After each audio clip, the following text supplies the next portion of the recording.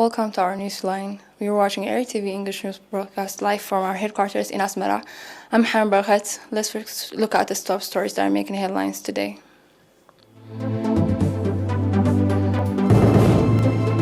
Call for enforced water and soil conservation activities. Encouraging honey production efforts.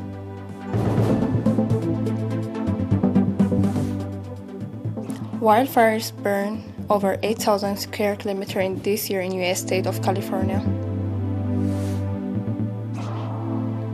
Japan decides to extend COVID-19 emergency state in 19 prefectures. The governor of the Central Region, Mr. Fisahaye Haile, called for reinforced water and soil conservation activities in the region as it plays a key role in increasing biodiversity, particularly freshwater fish. The governor made the call on 7 September at a meeting on freshwater fish farming activities organized by the Ministry of Marine Resources branch in the Central Region. In an activity report presented, Mr. Esau Tuku, head of the regional branch of the Ministry of Marine Resources, said that the freshwater fish farming activities were tried in 40 dams and that encouraging outcome was registered on 33 dams.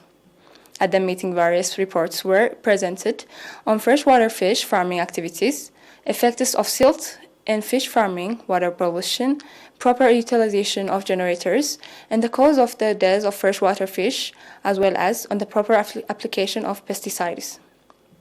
Participants, on their part, after discussing on the reports presented, adopted various recommendations and called for enhanced role of area administrators for better outcome.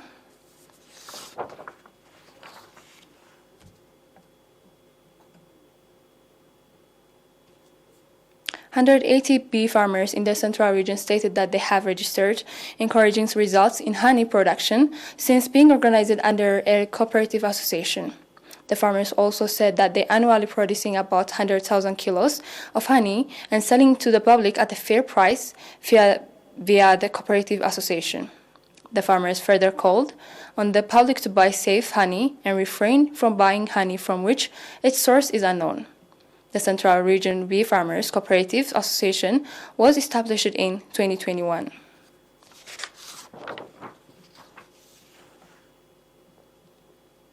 The National Association of Intellectual and Developmental Disability of Eritrea organized 4 months vocational training in Aseb. The training that was provided to 26 citizens with intellectual and developmental disabilities, including 13 female focused on raffia craft and basic painting. At the graduation ceremony conducted recently, the chairman of the National Association of Intellectual and Developmental Disability of Eritrea branch in the Southern Red Sea region, Mr. Tesfai Takla, stated that the objective of the training that was provided alongside academic education was to enable the trainees become economically self-supportive. Mr. Tesfai further underlined that the last year the association extended support to 5 members to start bakery business and that they are in good condition, indicating that supporting nationals with various disabilities is noble national value and a responsibility of every citizen. Psychiatrist Tesfa Mikael Amine, on his part, called on parents to strengthen participation with the view to expand activities on the National Association to remote areas. We'll be back with more international news after a short break.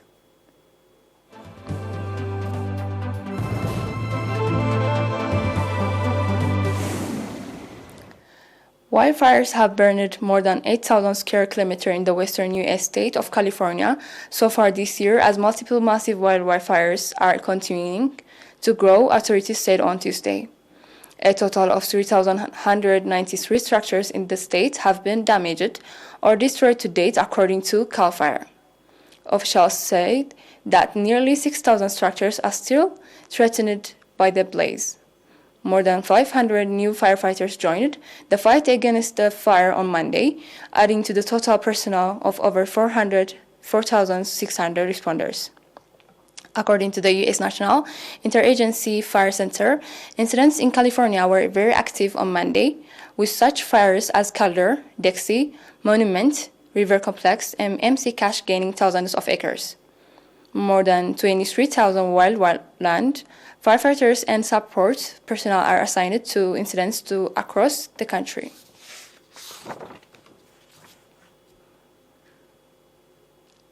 Japan decided on Wednesday to extend the COVID-19 state emergency in 19 prefectures to September 30, which is now covering 21 of 47 prefectures as of September 12.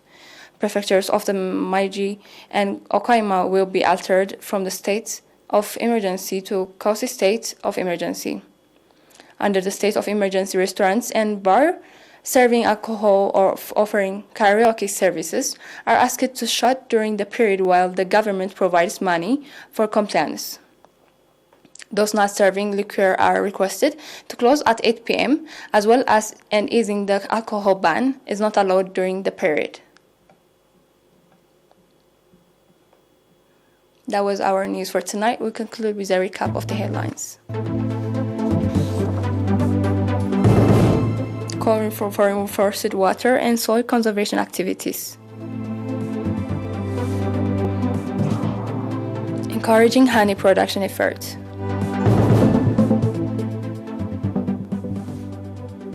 Wildfires burned over 8,000 square kilometers this year in the U.S. state of California. Japan decided to extend COVID-19 emergency state in 90 prefectures. That was our news for today. Thanks for watching. Have a great night.